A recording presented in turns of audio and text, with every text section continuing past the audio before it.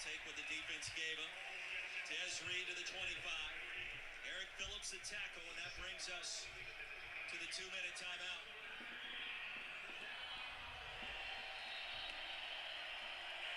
This is the 2-minute timeout. Gives us a moment to pause and collect our breath. Come back with us. 2 minutes to go in a 2-point game.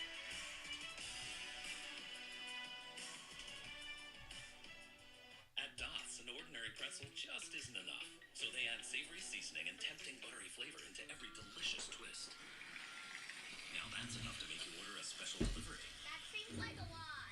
They're really good. Dots, sensationally seasoned pretzels. This skinny pop is so delicious. And only 3 simple ingredients. I never have to stop. Thomas, oh my God. All right, let's pop this thing off, and let's welcome in Nick Niehaus, one of our contributors on this show. We welcomed in Eric Lilly, Twitter handle Bearcat Bunch, with the last show. Nick Niehaus joining the program. He's going to give basketball and football takes after some games this upcoming season. Houdini's pacing around, man, because this game's 27-25. Pitt would be right in this game. It would be tied up had they just gone with the PAT when they cut it to 27-19. Instead, they went for 2, and that's why the score sits at 27-25. But why do we always do this? It's not just a Bearcats thing. It's a Bengals thing. It's a Reds thing. I think Xavier goes through the same thing in basketball. We could just never make it easy, and it makes it so difficult for a postgame show. But what's up, man, Nick? Hey, it's good, man. I know. I was getting ready to, after watching the first half, get on here and be like, man, this Pitt team really stinks.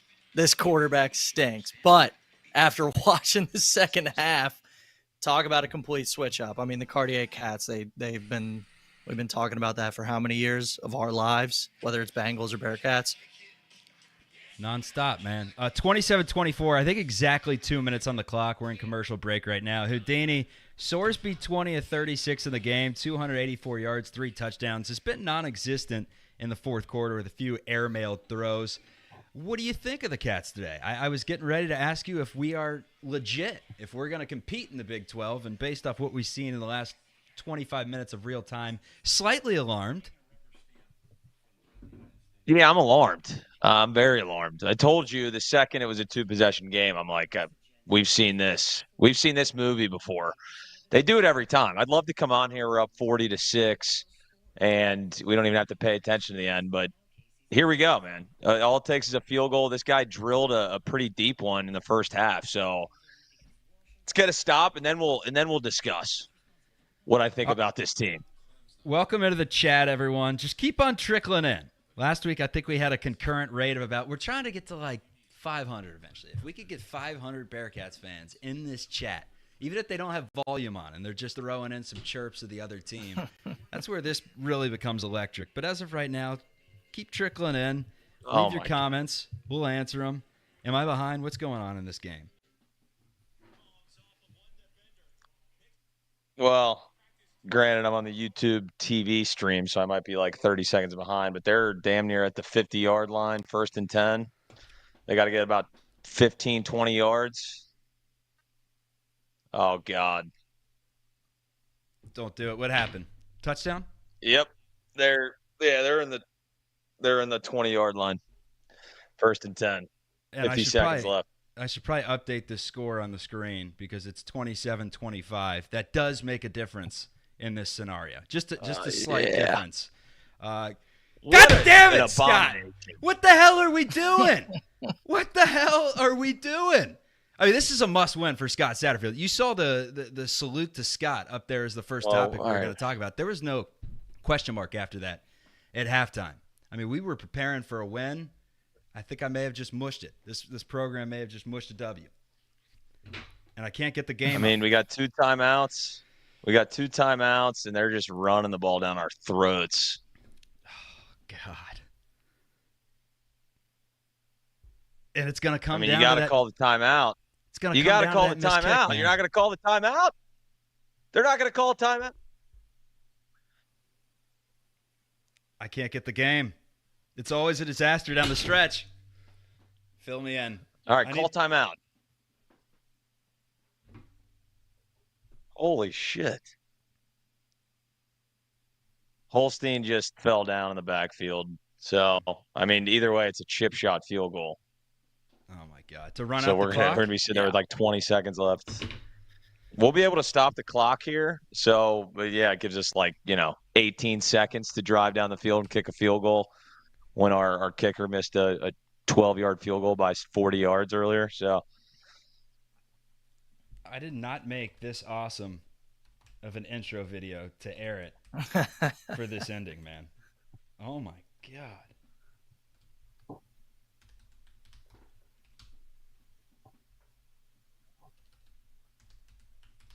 I mean, utter silence on the Chatterbox Bearcats set. I'm stunned. I'm stunned. What the hell just happened? We should have won this game by 40 points. Like I truly believe that. Pittsburgh sucks. I don't know what happened. Pittsburgh sucks. I guess we suck if we can't win this game. Yeah. I mean, this is unacceptable. This is unacceptable. What's going on? This kicker's made a 47-yarder and a 53-yarder. Like, we think he's not going to hit what is it going to be? 33 yards from here, something like that? Trying Fubo on my laptop. Come on. No, we're unable to play this content. This is a disaster. This is what I get for coming down to the dungeon. That is ass. All right, timeout, 18 seconds, 4th down. They're kicking a chip shot. Oh, my God. God, I hate Narduzzi. I hate him.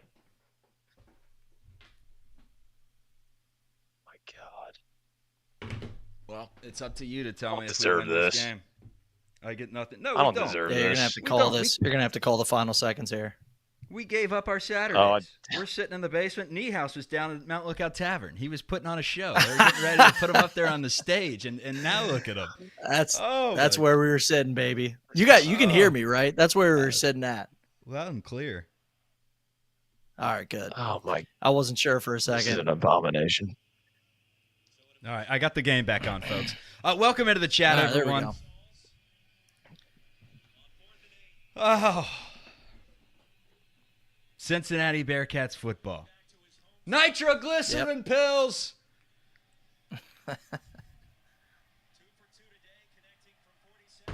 All right. Let's see if I'm ahead of you guys. 27-25 Cincinnati. A 35-yard field goal coming up for number 90 of the yellow and the blue. Pittsburgh to take the lead at Nippert Stadium. I'm not even looking at your reactions. High snap kick. He got it. He hooks it in. 17 seconds to go. We're going to need Brendan Sorsby to pull a little Manziel magic. Where's number 2 from Texas? Inspires his game after number 2. We're going to need him to do something because the Cats haven't done anything in forever, and we're going to lose this football game. I'm going to lose my house, Chuck. I took a -1.5. It looked like the biggest lock of the decade. Oh, my. Did that even go in? Damn, that looked like that thing was ripping right. I think I'm going to be sick. Yeah, seeing I think I'm- Narduzzi I celebrate think I'm- right now is Oh, we need to finish him. that just hurts. We got time. That just hurts. How many timeouts? Oh, no. And they're We got doing no the UC timeout. after the kick. Oh, my God. If we lose to this is a fireable offense. You guys think I'm joking on the chat. You're saying Chuck is on something today. You want to fire Scott Satterfield after the second game of the year. This is embarrassing. We haven't won a home game in over a year since Eastern Kentucky. We have not beat an FBS school at home in like 700 days. And we're going to sit here and continue to give this guy passes? I mean, good God, at a certain point, let's point some fingers. I thought he called a great game offensively in the first half. You see it. Salute to Scott. No, not a salute to Scott. Get him out of here. Charlie, I was with you. If we come out next week and it's somewhat even close against a MAC school, I mean, me and you both know how MAC football is after a week like this. Well, You're based on what definitely we've not on seen, something. I'm not confident that we're gonna beat those jackasses in Oxford either at this point. No, they're going to be eating their bagel deli sandwiches, putting some Doritos on a bagel with cream cheese and calling it gourmet food. This is what are we doing? Right. This listen, is what this college, show turns into. They stop the clock. Maybe we get a deep ball from Sorsby, do something here. Oh, perfect. A 5-yard pass. That's exactly what we wanted. Oh, and he got decked, too. Hearing My sleigh God. bells. Oh. The ball should not be thrown in front of the first down marker under any circumstance. Come on. I mean, look at the third thing that I have on the graphic. Kiner is Pat's dad. I had a little from Peter Pan. The clip Hook is a codfish. I spent 45 minutes on it, making it Pat is a codfish with Hook walking the plank and Pat Narduzzi's face over him, and I'm not even going to get to use that. I mean, this is disgusting. We deserve better than this. Oh my God. When do Wes Miller and the Cats start? So, that's it. October 15th, right? Sorsby. What are you doing, Sorsby? You got to throw the damn ball. We got 1 second. We did have one timeout, actually. I didn't realize that. My God. So we have 1 second to go. All right, time to update the graphics. Maybe I can reverse jinx myself. Let's put this as final. Yeah, they're gonna get an 80-yard touchdown here. Sure. It's not gonna happen, but I'm gonna reverse jinx Unreal. myself anyways. So salute to Scott.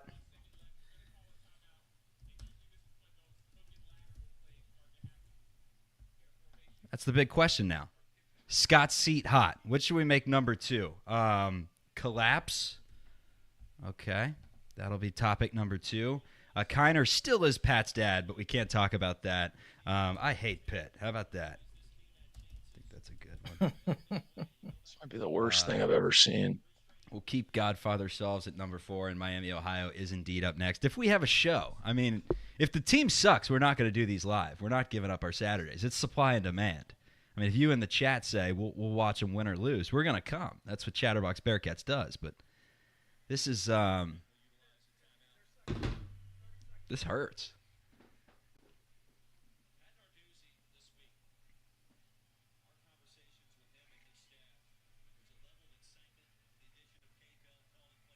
You can hear a pin drop at Nippert Stadium. God, this Pitt team sucks. This is.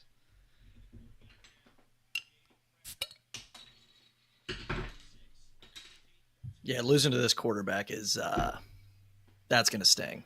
After what we saw in the first half, at least. You can't lose to the Steens. Do you remember Mulestein from TCU in the Cheez-It Bowl against Cal like 4 years back? You can't lose to the Steens. God. Holstein. I mean, Acho was ripping on Holstein at the beginning of the game. They're like, this guy he can't complete anything. He's overthrown 9 receivers, and here he is leading a comeback. I told you, man, the Swiss cheese defense. But it was the offense in the second half, too.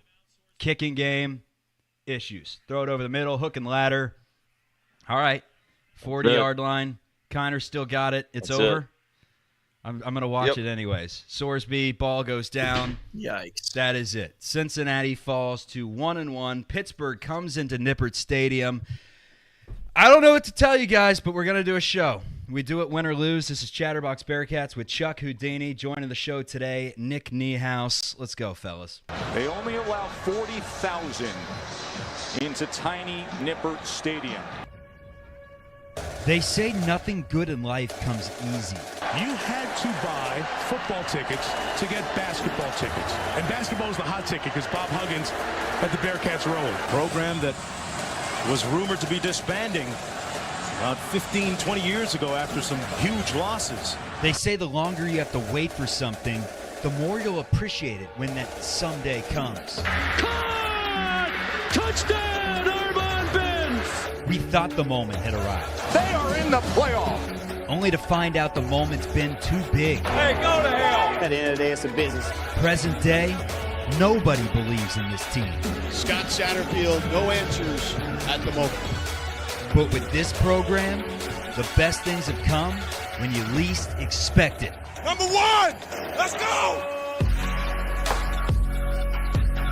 And the Bearcats are up 16-0 in South Bend. They're disciplined now. That loudspeaker came on and say leave the field. I mean, they turned it around now and got off the field. Welcome to the only live Bearcats postgame show on YouTube. This is Chatterbox Bearcats.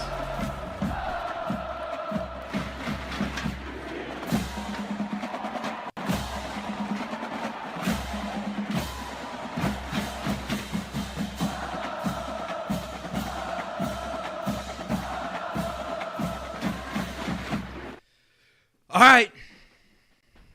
Welcome to Chatterbox Bearcats, everyone. Thanks for joining the chat. We are free and available wherever you get your audio podcasts. These are going to be fun during the hoop season. We were hoping that they were going to be fun during the football season. I think to start the game, I'd say 3 quarters in, we thought we were going to be having a hell of a post-game show. But the final score, Pitt scores 20...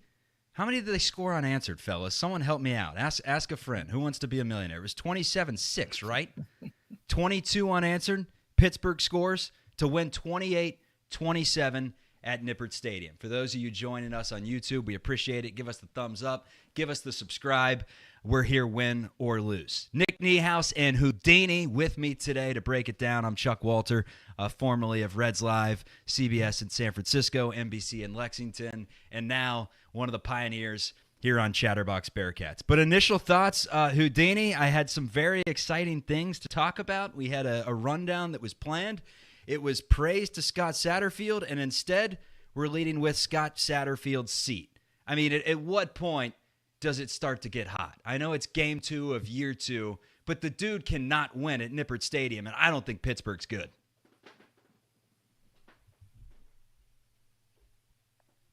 Do you hear me? You were cutting in there. I got you. Take it away probably from my here. Wi-Fi. My Wi-Fi is ass.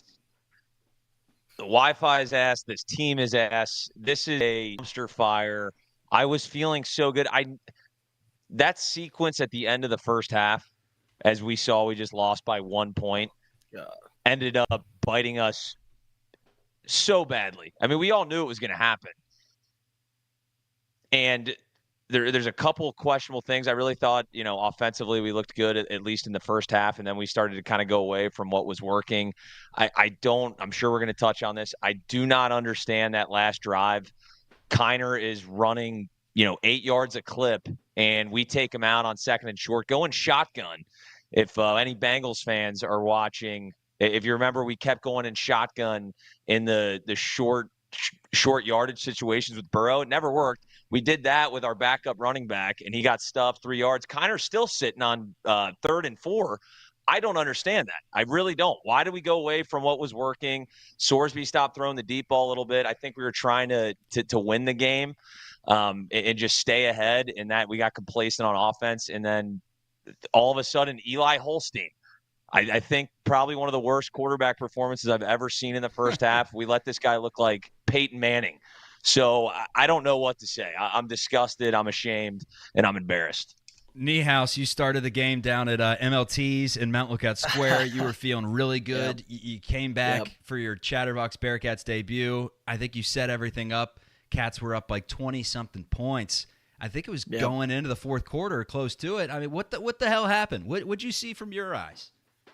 Yeah, Chuck, I mean, I was ready to come in here and be like, man, how nice is it to beat a conference foe, former conference foe, 6 times out of the last 7 meetings this week, where I don't remember Nippert being that loud. I was a defensive coordinator there. It was never that loud. And we were ready to take 6 out of 7. We honored the late 2000s team at halftime. And to blow it 22 straight points, I mean, it's absolutely absurd. So, talk about differences in moods. I mean, the first half and the second half, like Houdini said, one of the worst quarterback performances ever, and we ended up losing. This is a game Cincinnati really needed, and quite frankly, Scott Satterfield needed to take some of the heat off him. When the Cats were up 27-6 midway through the third quarter, near the end of the third quarter, everyone's feeling pretty good. Sorsby looks great. Kiner was just outstanding on the ground, nearly 150 rushing yards in the game. I thought just the combination of receivers mixed in with Joe Royer, it looked like the Cats of old. Like we had some playmakers. Scott was calling a great game in terms of his formations. I loved Royer with the motion and then getting involved as not only a blocker but a pass catcher as well. And all things were pointing up for Scott. This was one that he needed so bad. They beat EKU last year, FCS opponent. They have not won a home game since. Nippert Stadium has become a joke of a place to play. And that to me is like, at what point are we going to stand for this? Playoff, 3 years ago? 9 draft picks, a program on the rise. Fickle Sure, he leaves the program at a tough spot. Don't get me wrong, but this is now a system. This is now a game, is college football, where you can turn things around in a couple of years. And maybe they do turn it around and have a really good year, and Pittsburgh is a pretty solid team. But at some point, it is absolutely unacceptable for Pittsburgh, this installation of this Pittsburgh team coming in and win. So just the vibes of Scott Satterfield, Houdini. How big was this for Scott Satterfield and his outlook moving forward? Because they say that the fans with the pitchforks running to the Lindner Center doesn't matter, but at a certain point, ask John Brannon. It does. When there's smoke, the firing comes. Absolutely, and losing a game in this fashion, it's up there as one of the worst. I know it's week 2, but one of the worst UC losses that I've seen in quite some time. Just completely panicking down the stretch. We dominated this game and let them come back into it. And for Satterfield, me and Lily were talking about this on the preview show that we did a couple days ago.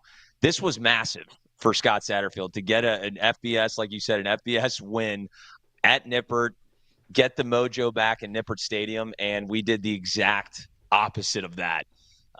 It's brutal. Maybe Pittsburgh shocks everyone and ends up being a top 15 team. I highly doubt it. Maybe Eli Holstein's in the Heisman contention. I also highly doubt that. I bet Pittsburgh's going to end up being a very, very average team at best. And to lose this game, and we got Miami, and then we got the Big 12 play coming up. It was a must-win situation, and we had it in our hands, and we fumbled it on the goal line. It's sad. It really is. Fumbled it on the goal line. We got a penalty after the touchdown, and they changed the rules mid-game to push them back and count that penalty towards the Bearcats. That was my only analogy. This one was, I said the Nevada basketball game was over, the Nevada debacle, when the Twins all of a sudden woke up and they came back from 17 down. This was the football version of that. It was like, all right, things are starting to change for the Bearcats. Maybe Scott Satterfield is, in fact, our guy, and all these Louisville fans saying, have fun with Scott. Thanks for taking him off our hands. Maybe they were wrong after all. And now it's like, at this point, as a realist, how can you look at what Scott Satterfield is putting there on the field in terms of wins and losses? Just the overall wins and losses. How can you be excited, Niehaus? Yeah, it's one thing for this to happen, like you mentioned, Nevada. That was a really good team from the Bearcats. This team, from what we've seen, for the last 2 years, I know it's a completely different team this year, but are they any good? A Pittsburgh performance in the first half was one of the worst I've ever seen from a Power 4 school. And to lose 22 points unanswered is absolute joke. And Houdini mentioned it earlier with the end of the first half. That might have been the worst I've ever seen from 25 yards out. Looked like a knuckleball from Tim Wakefield, and then to let them go down the field in 25 seconds and then to score 3 themselves. And what did we lose by? 1 point? I think that's what lost us the game right there is the end of the first half. An absolute joke for 40 seconds. I was getting ready to say that the special teams may have won us the game when Mason Fletcher pinned them inside the 10 with a 62-yard punt. And I'm like, all right, I'm noting this one down. Special teams wins it after the debacle earlier. But, yeah, that's what it comes down to. A missed Carter Brown 25-yard field goal early in the game that would have given the Bearcats a 2-point win if you want to look at it that way. But the hypothetical version is never the way you can look at it. Scott in his press conference, boots on the ground, Alex Frank, another member of Chatterbox Bearcats, is asking him about that field goal being the difference. He's going to say, look, with this program, it's not 1, it's not 2 plays that decide things, y'all. It's what happens during the build-up of the game, Scott. Right? It is. It is. And, at this point, Houdini, get soccer tryouts ready, because this has been happening for 5 years now within the Bearcats. We can't make a field goal. That was my number 4 on the rundown. Instead of Godfather Solves, it was going to say soccer tryouts. And I was going to say how eventually we're going to get burned from a missed field goal and a gimme. And we got burned today. That was the difference. We did. When you saw the replay, though, we all saw Ace Ventura. Laces out. Laces have to be out. The holder had the laces. He kicked the laces and shanked it. So either way, if you're 12 yards away from the field goal posts, I hope you put it through the uprights. But the holder's got to do a better job there. And then again, let's not let the defense off the hook. I think there was 45 seconds. They let them march down the field and kick a long field goal to end the half, and it came back to bite us in the ass. We knew it would. But this is a coaching failure to dominate the game they did 27-6 and let them come back and win this game. I mean, that's a strategy issue. It's a play calling issue. It's a defensive issue. It's an offensive issue. Everybody failed at their jobs today. Everybody failed at their jobs today. You're all complete failures. You're losers. You're losers, every one of you. We love you. We love you. And we will put our arms around each other and we will sing the fight song. But with that being said, I mean, at some point you got to win one of these games. I'm going to break down how this one went. Let me cue up the tunes a little bit. This would have been much better after a W. But here's how this one kind of went down. Let's break it down. All right, so we start this thing off with an interception. Pitt was driving, and look who it is picking it off. It's Josh Minkins taking it away from Eli Holstein. Holstein looked terrible to start this game. So since he gets it, Minkins, the Louisville transfer, swipe number 1 of the season. Sorsby airing it out. 3rd and 10. He finds his man. That's Jamoy Mays, 52 yards. The deep ball was not a fluke early. Sorsby was hot. It's 7-0 Cincinnati. The fans were pretty loud, Narduzzi. Next possession, Sorsby looking for 6. Had 2 receivers. He goes with the tougher one. Tony Johnson. I liked his game. 14-3, Cincinnati on top. Second half. Sorsby. He's got so many weapons, man. Just so many. So we thought. He did for 3 quarters. This time, it's Sorsby over the middle. Joe Royer. So nice, we had to show it twice. Touchdown. It's 24-6 Bearcats. Bring your own purple. Elder. A lot of red fired up. We thought that the Bearcats were going to roll them. And at that point, unfortunately, it was all Pitt Panthers from there. 27-6 turns into a 28-27 win final from Pittsburgh. How did they get it done? A little bit of everything. Cincinnati just didn't pick up the first downs that they needed. They had 3rd and 2 late in the game. They couldn't get the job done. Houdini gave some of his gripes about that one. But it comes down to the defense. When you have a 3-possession lead that late in the game, you should not lose in regulation. I mean, I guess it comes down to both, because if the offense could have picked up a few more first downs, Pitt couldn't have had enough possessions to win that game. But it's just an overall abomination all the way around. The good news, Dante Corleone comes back for this one. Looked really good. The defense, I thought I was going to give them a ton of praise. I thought they looked a lot better. But based off what we saw late in the game, it's just Niehaus. I mean, it's hard to sit here and be positive. And I see the chat's pretty angry. What is the seat for Scott Satterfield right now? We have lukewarm. Like, all right, Scott should probably watch his back. We have just steaming in the Dothan, Alabama sun in June, 110-degree seat. You can't even sit on it. It's so hot. Or we have cast iron skillet, which is like, this guy needs to be gone yesterday. He is just not a fit for this program. Because I've always thought it was just kind of a weird situation. Leaving Louisville, his team was literally better than the current Cincinnati team with Fickle. Obviously, we saw it in the Fenway Bowl. Kicked the hell out of him. And comes to Cincinnati, and it's like, why did Scott Satterfield come here? And then Louisville fans are like, he was getting ready to be gone via the boot this next year. We wanted Brahman here anyways. But what's the morale right now, chat? What's the morale, Niehaus? I mean, what do we get excited about until, Big 12 play starts? Because it's Miami next week, and that is a lose-lose game if I've ever seen one. Yeah, I mean, it's obviously not great. And you go back to when we hired him, and all the Louisville fans were on Twitter clapping, excited that we paid Louisville to take him off their hands. And, in the moment, you're like, okay, they're just coping. Like, we're going to defend our guy that we just hired because that's the only option we have. But after a loss like this, even with, you talk about positives. There are positives. Sorsby, that first touchdown throw was immaculate. That was right where it had to be. It was perfect, right down the sideline. And he had some other good throws. And He's also quarterback Royer of the looks future. really good. Yeah, he's quarterback of the future. He absolutely is. And Royer looks really good too. Kiner had a good day.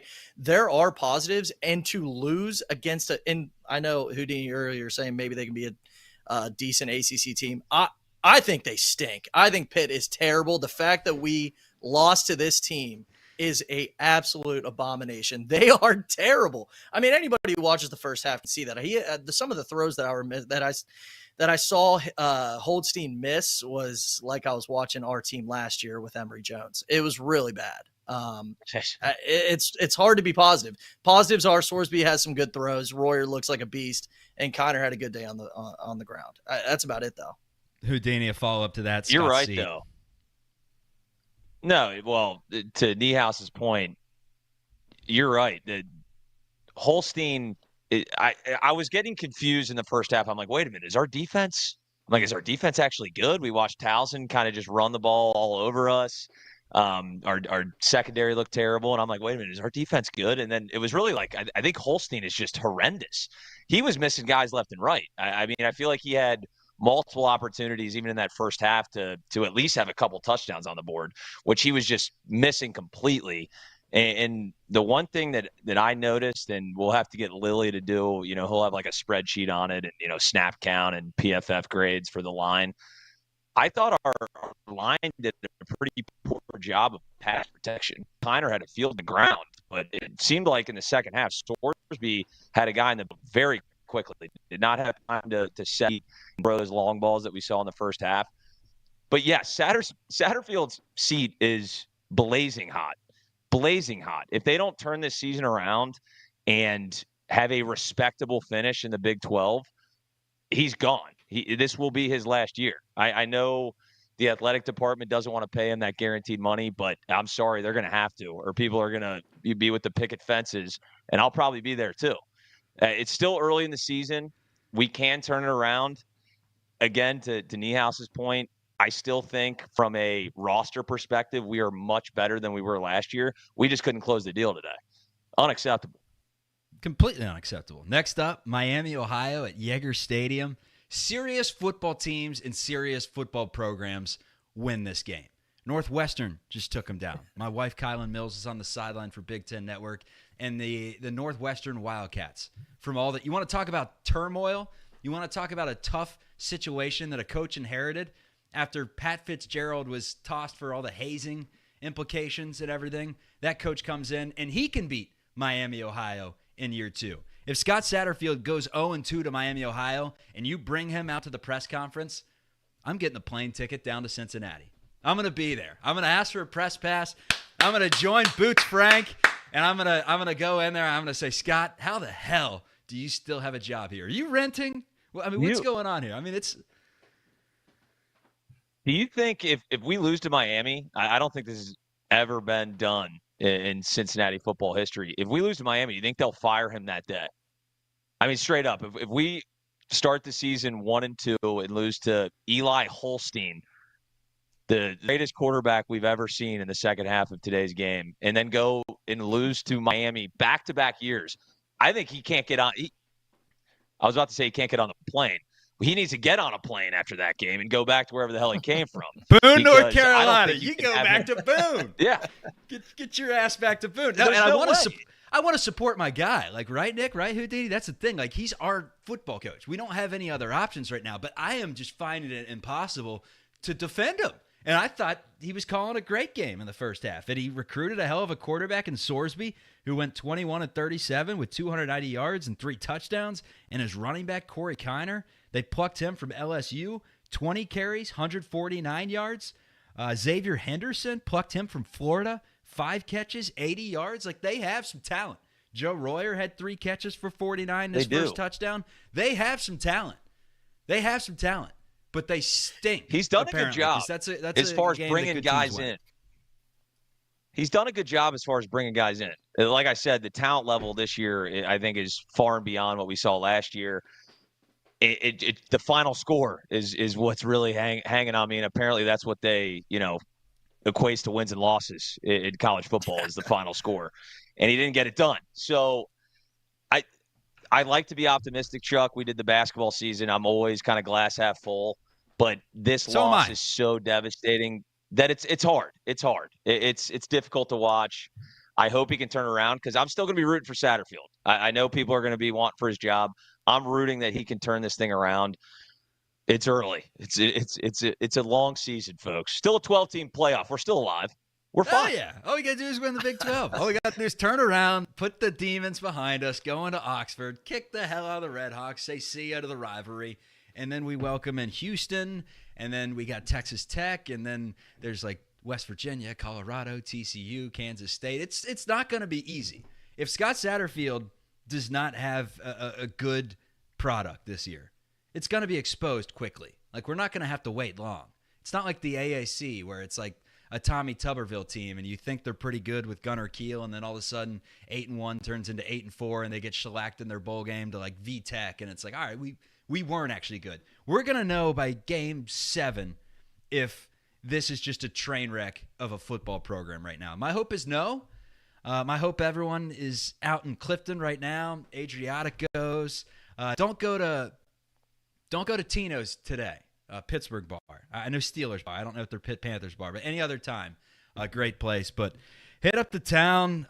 Try to wallow away the sins that the Bearcats on the field put into this, because the Cats faithful, man. They showed up. It seemed like Bearcats of old. Last year was so disappointing to where it definitely reflected towards attendance by the end of the year. We were getting games where half the stadium was gone by the third, fourth quarter. They didn't want to watch the product.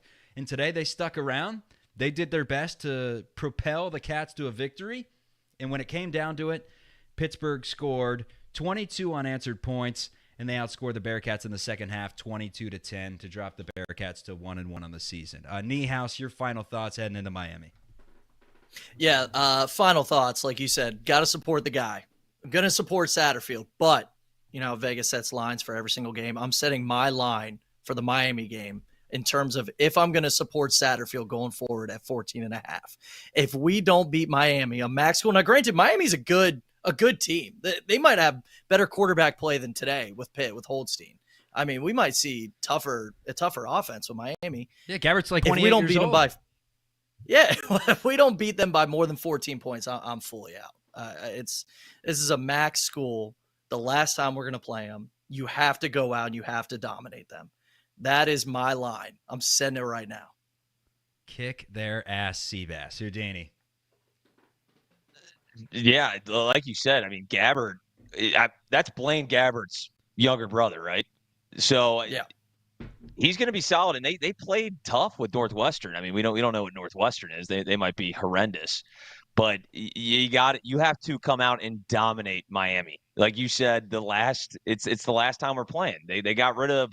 I know there was chatter on Twitter, all the Redhawks fans claiming that we canceled the rivalry after we lost one game. No, that's not true. Brendel will tell you as such. But you got to come out and absolutely dominate, and then hopefully listen, if we beat Miami next week and we put on a good showing and then go and beat Texas Tech, I'll get right back on the bandwagon. It's that easy. I'm a simple man. Just win a couple of games, Satterfield, against D1 opponents, and I'm your biggest fan, dude. Just figure it out. For the love of God, for my mental health, help me out. Simple Houdini. By the way, Bearcats basketball, if you have not heard, they announced an exhibition with Ohio State. That's in mid-October. I believe October 14th. This is a facts-only podcast, so fact-check me if I'm wrong on that to the chat. Dan Wepkenberg. Is that Matt's father? Good to see you. Cats did need to start 4-0 to get a bowl game. Neither will happen, he says. I still think a bowl berth is potentially in the mix. If you could beat Miami, you can beat Houston, and you can go into Game 5, Game 6 with 3 wins or whatever. Maybe you could sneak out a home win against West Virginia. They looked beatable. Maybe you can sneak out a few games here and there, but yeah, I mean, this was one that if you wanted to beat that 5.5, if you took the Bearcats over 5.5, you're starting to officially sweat. Houdini's, he sweated through his entire shirt. He had Cats minus 1.5 today against Pittsburgh. He's eating canned tuna tonight. Him and Michaela are eating canned tuna. Yeah, I mean, I've said this to you before. When the cash out button is there, you gotta click it. The cash out button was there the entirety of the game, and I go, there's just no way. No, there was a way, and we saw it. So canned tuna it is, ramen noodles it is for the next week. I'd love to see what the spread's going to be against Miami. I don't know. What's your guess on the spread against Miami? 10.5 minus 8.5, 10.5, something like that. Yeah. I do think we showed enough today. I still do think we have some talent, and I have the slightest notion in my brain that we could be decent. We know our correspondent, Eric Lilly at Bearcat Bunch on Twitter, is going to come into the midweek show with Houdini, and he's gonna have some optimism from this game. And I like to consider myself an optimist. But there's just nothing to be optimistic about as a Cincinnati sports fan. Houdini, you're just a fool. I mean, fool me once, shame on me. Fool me once. I mean, good God, at a certain point, we can't win shit. We can't win shit. Kid show. Fool me once, shame on me. Fool me twice, shame on Scott Satterfield. Don't do this to me. It's an embarrassment. My mom just texted me that we were up like a touchdown. She's like, I can't wait to watch the postgame. I'm like, really, Mom? You can't wait to watch this abomination that we just witnessed? So shout out to my mom. Hopefully she's tuning in. Tears in her eyes. She was down at Nippert. But Nippert was – we were doing the eat shit Pitt chant and then proceed to lose the game. It's a bad look, man. It's a really bad look for the university. Yeah, and Pittsburgh was doing down the drives after every sack, after every touchdown, after the field goal kicker made it. They're doing down the drives. And I hate Pitt. I've hated them since Dave Wanstead was patrolling the sideline. And for them to come into Nippert after that long of a hiatus, I literally was about to throw up. Like, literally. I think I'm going to be sick. I think it's time to turn the page on this one and at least have a solid night. Anyways, Nick Niehaus, he is a former sportscaster, a Cincinnati guy, born and raised. He took his talents to Ohio University's journalism school, but a broadcaster throughout and a Bearcats fan since the day he was born. Jackson, Mississippi. If you're from Jackson, you may have seen him on the airways. What, NBC, CBS? who were you on down there? ABC. ABC was a good. Nick good Niehaus few years to be ABC. down there. Yeah, you covered Deion, good few years right? to be down there with Deion Sanders, Lane Kiffin, Mike Leach, R.I.P. Good few years to be down. Yeah, so that's Nick Niehaus. He's going to be joining the Chatterbox Bearcats channel. This is more than just a post-game show. This is a channel now. You can follow at Chatterbox Bearcats on YouTube. Also, we have the podcast on the podcast app. Morning after every show, we got the post-game reaction. This show, midweek, Houdini's Instagram Hump Day handle. Hits. Yeah, Houdini's Hump Day Hits during the midweek with Eric Lilly, who I think his stock is going to rise quickly. He has the Twitter handle at Bearcat Bunch. Great nuggets, knows his cats. He's never podcasted before, so he's gonna get in the flow of things, and he's gonna be a great addition. Chase Younce, who's our basketball expert, he played 2 years at Earlham. He's now a senior at the University of Cincinnati, so we've added him to the fold to be kind of our college correspondent. I got to give him the business cards with the QR codes so we can get the college kids listening to Chatterbox Bearcats. And then we got Alex Frank, our fearless man that's always boots on the ground. He's the one asking the questions in the postgame show. Or in the post-game press conferences, I should say. I don't know how we're going to incorporate him into the shows this year, Houdini. He's going to have to, ask some questions in the media center, and then he's going to have to sprint outside, find some connection, and tune in. But he's a part of the team as well, and we're excited to give you Bearcats content throughout the season. So, gentlemen, I salute you. Scott Satterfield, I hope he walks home from Clifton. I don't know if he lives in like Madeira, but quite frankly, I hope he's walking the hills because you don't deserve to hop in a BMW after this one, do you? You sure don't. You sure don't. And check us out. We're trying to start the Instagram page, Chatterbox Bearcats on Instagram. We'll get some good videos, clips from the show, all that good stuff. Throw it a follow. There's better days ahead, folks. It's called basketball. I want to believe it. I don't even know if I do. Yeah. Listen, basketball season's right around the corner. So tough, very tough. I got to go to a family reunion right now. I'll be crying my eyes out to Uncle Steve that I haven't seen in, 10 years. So God bless. Have a few of these, fellas. Chat, we appreciate you for joining the show today. Win or lose, after every game, we're hopping on. Chatterbox Bearcats with Chuck, Houdini, Nick Niehaus joining the program today. We will see you soon. We are free and available wherever you get your